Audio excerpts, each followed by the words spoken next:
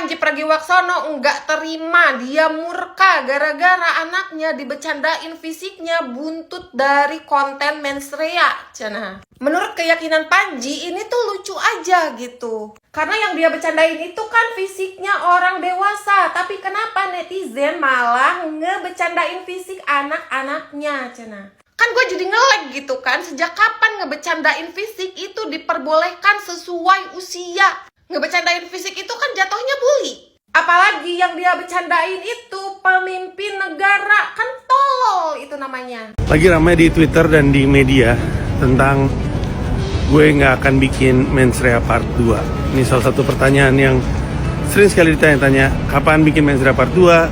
Kapan ada Mensrea lagi? Ayo Bang Panji, saya pengen nonton Mensrea Part 2. Terus gue bilang nggak ada Mensrea Part 2. Terus rame, kenapa nggak ada Mensrea Part 2? Kita bahas sekarang.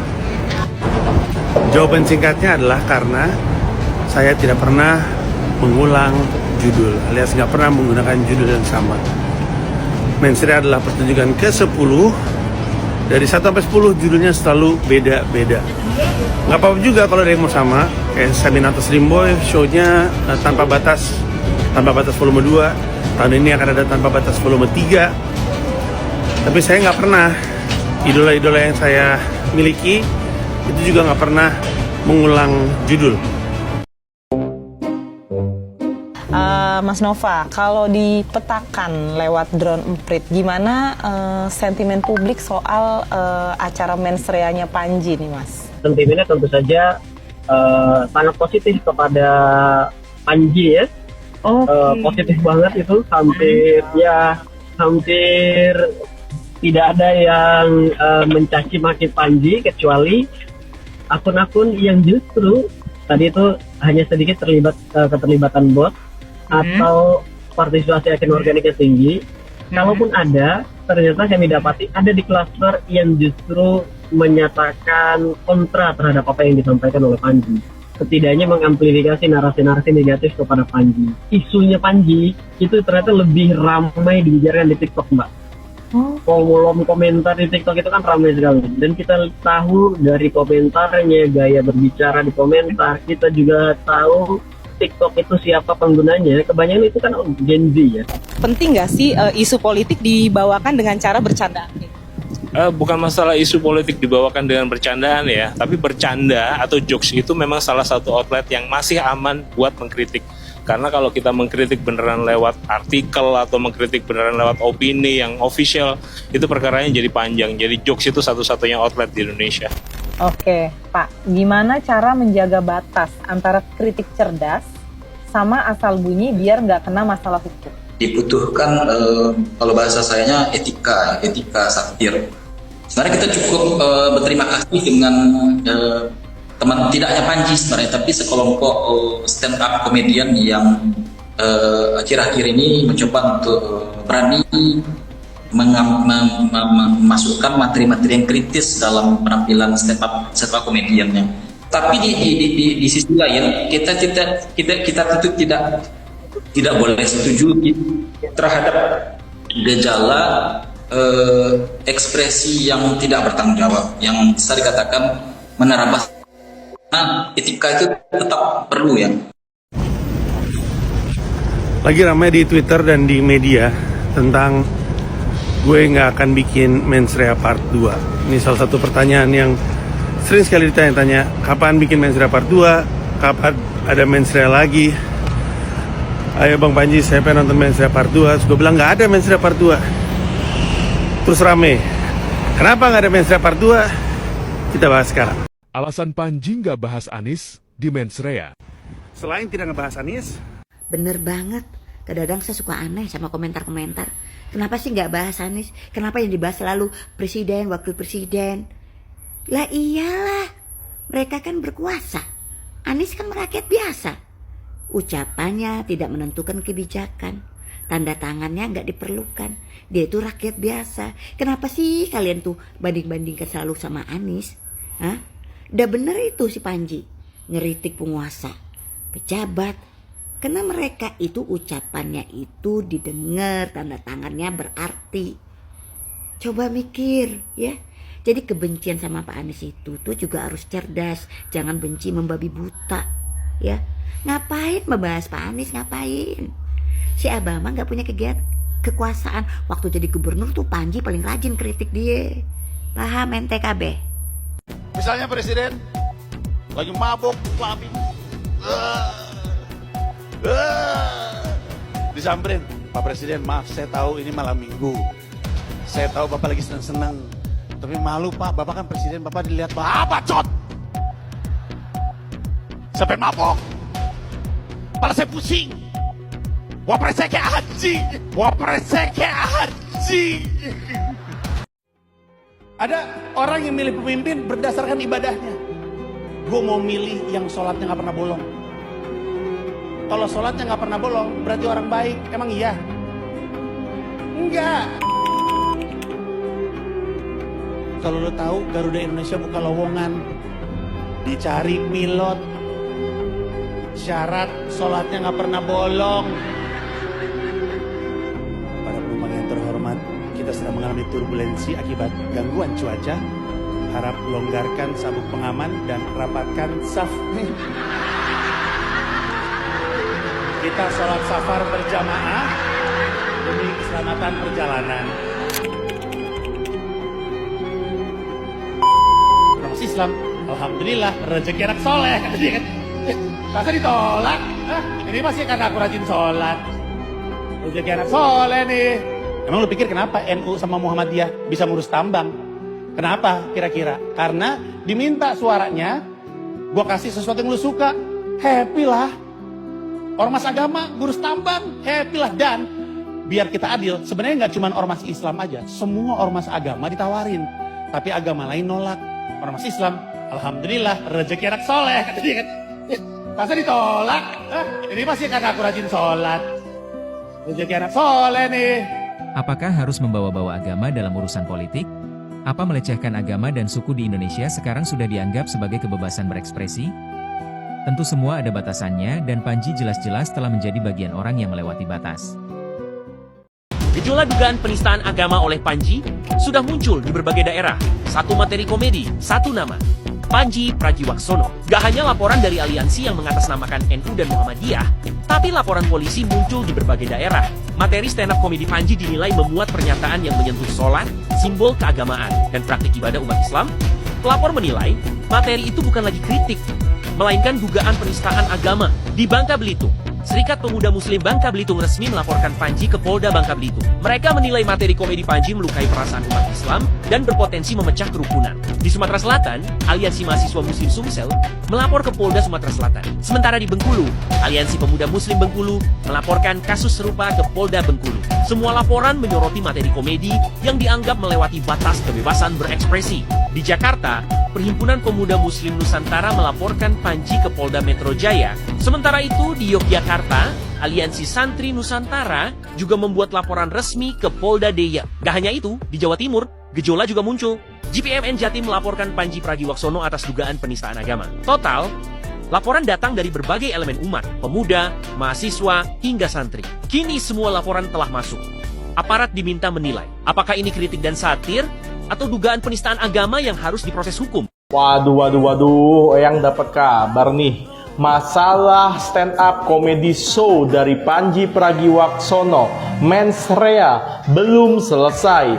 Tapi ini ada statement yang sangat bagus dari salah satu legenda komedi Indonesia, Bang Miing Bagito. Tonton sampai habis ya, bagus banget ini statementnya.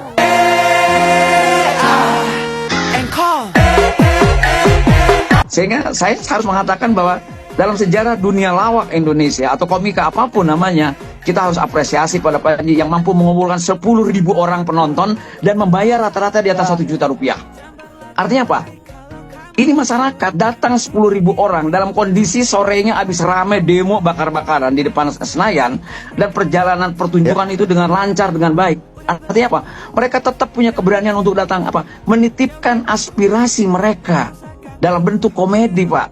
Ya, Pak KSP. Ini masyarakat ini. Kenapa? Komedi tidak pernah berdiri sendiri. dia datang 10.000. Partai politik untuk ngumpulin 10.000 harus ratusan miliar keluar duit untuk ngongkosin orang. Demikian juga demo untuk ngumpulin 10.000 orang, berapa puluh miliar harus keluar uang untuk nasi bungkus dan sebagainya. Ini mereka datang 10.000 dan membayar. Ini sesuatu. Ada satu segmen masyarakat yang punya keresahan. Sebab apa? Komedi adalah ventilasi, komedi atau humor, ya. Pertunjukannya komedi, sifatnya humor, ya. Ini adalah satu tool, satu alat, atau boleh dikatakan, boleh juga. Kalau orang Jawa bilang, Panji itu tinggal gelanggang colong pelayu. Tidak bertanggung jawab dengan omongannya. Begitu ngomong, orang heboh, dia kabur. Nggak gentle. Itu menurut keyakinan Ibu Irma Suryani ya. Mal Jupri boleh ditanggapi mengenai konten body shaming yang diucapkan oleh Panji Pragiwaksono. Itu dinilai sama Ibu Irma, itu body shaming.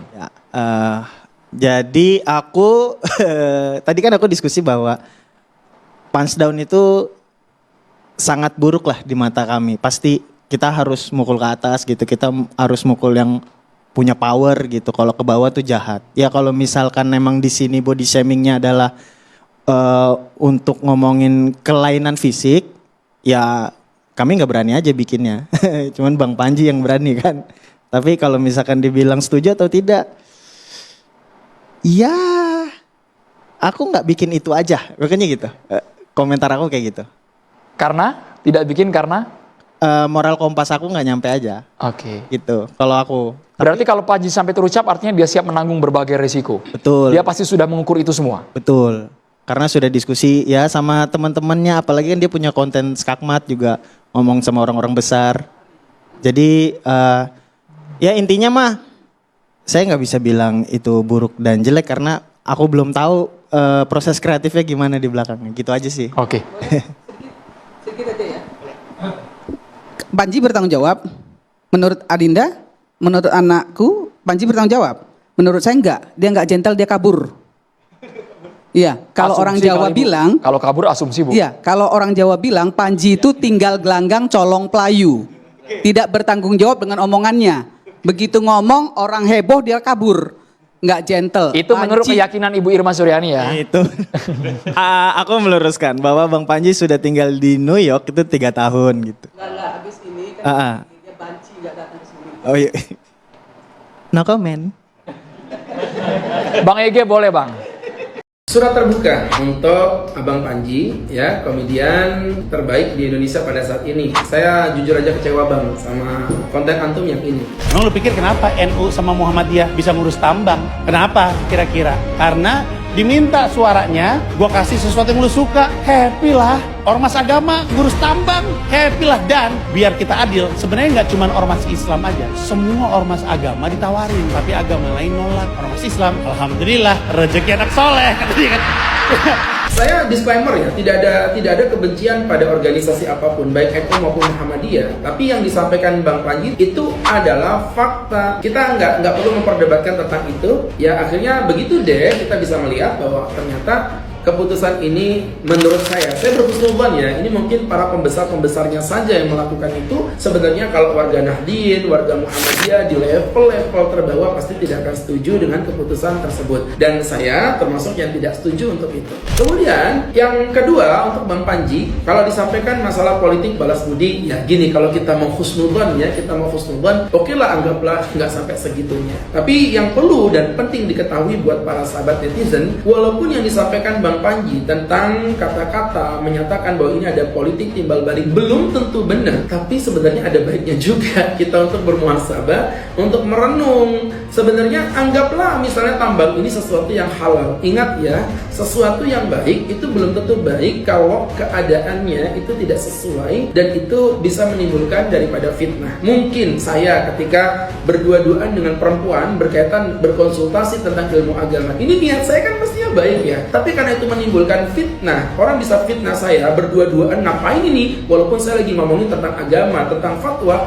orang bisa saja memfitnah saya yang macam-macam. Itu yang disebut saddan lidaraik, mengharamkan sesuatu yang halal dengan tujuan tidak terjebak pada sesuatu yang haram. Ternyata memang benar kan, jadi fitnah. Jadi fitnah teman-teman, bahkan di kalangan NU sendiri kalau kita lihat beberapa ulama besar dan Dewan Syuro pun banyak juga yang tidak setuju dengan pendapat tersebut. Jadi kesimpulannya apa yang disampaikan Bang Panji di poin pertama memang udah benar bahwa kita menerima tambang itu dan itu sesuatu yang tidak baik. Dan yang kedua, ini yang masih dipertanyakan untuk Bang Panji, kata-kata bahwa ini merupakan politik timbal balik. Saya sih mungkin nggak sesubat itu, tapi saya sih lebih setuju memang untuk menolak tambang ini akhirnya menimbulkan fitnah. Tuh lihat, organisasi masyarakat sibuk ngurusin tambangnya, nggak ngurusin umatnya. Nah ini yang jadi problem, walaupun itu menjadi fitnah ya. Dan alhamdulillahnya sih, disclaimer juga di kabar-kabar berikutnya bahwa yang demo yang mengaku menjadi aliansi pemuda NU, pemuda Muhammadiyah ternyata bukan bagian dari NU dan Muhammadiyah. Alhamdulillah, berarti kedua organisasi ini masih memiliki kedewasaan yang luar biasa. Punten Bang Panji, sehat selalu. Saya Huda Al-Huda, cerdas berpikir.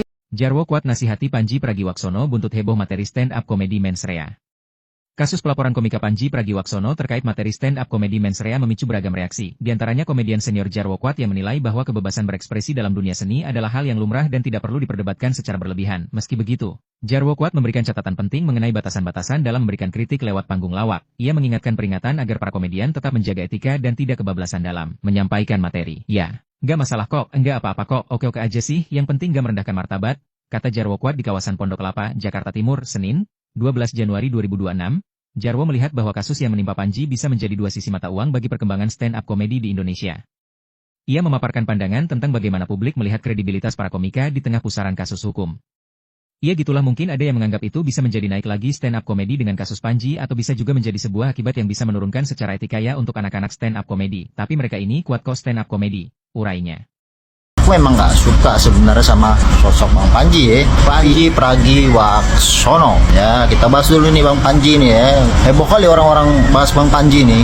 Aku jadi pengen bahas juga nih Bang. Jadi gini, aku tuh sebenarnya nggak suka sama stand up kau Bang.